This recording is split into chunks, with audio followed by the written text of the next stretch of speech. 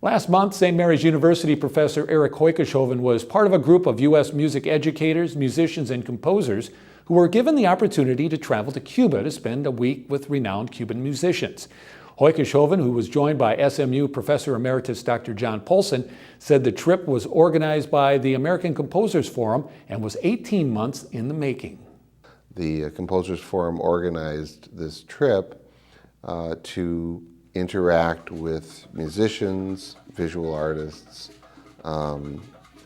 dancers, and try to, in a week, absorb as much of the culture as we possibly could. Some of the highlights, I guess, for me and I think for the entire group, we spent time with a man named Pablo Menendez, who's actually from California originally, but has lived in Cuba for the last 40-some years. He's probably the best known musician on the island, interestingly enough, even though he's American. And he's very much fused contemporary jazz with the Cuban influences, and all of the members of his band are Cuban except him. He was part of the jazz festival that was also happening on the last 3 days of the trip that we were there. We visited the National Gallery. We visited a rehearsal of the National Dance Theater. We got to listen to a rehearsal of the National Philharmonic, which was giving a concert the next day of their conductor's music, who's a renowned Cuban musician. We spent almost 2 hours with, his name is Otavio. He is the man who has adapted these two-sided drums to be played in performance, and plays with Pablo Menendez. And he, we were up on his rooftop of his home, and there's some video of that as well.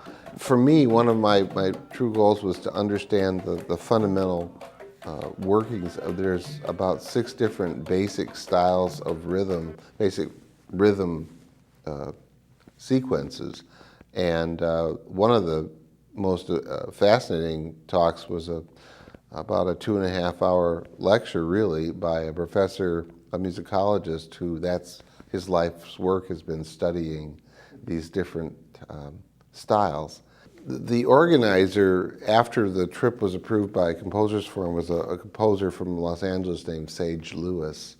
He really took us to places where he knew we could make connections. And one of them was a school where they have a wonderful children's choir, which he's worked with before. And I write a lot of choir music, and I especially like working with children's choirs, partly because they have no fear. You know, everybody thinks, oh, you know, don't write that. No, they'll do anything you ask of them in terms musically. And they sang for us for about 20 minutes, and there's a little bit of video on that as well.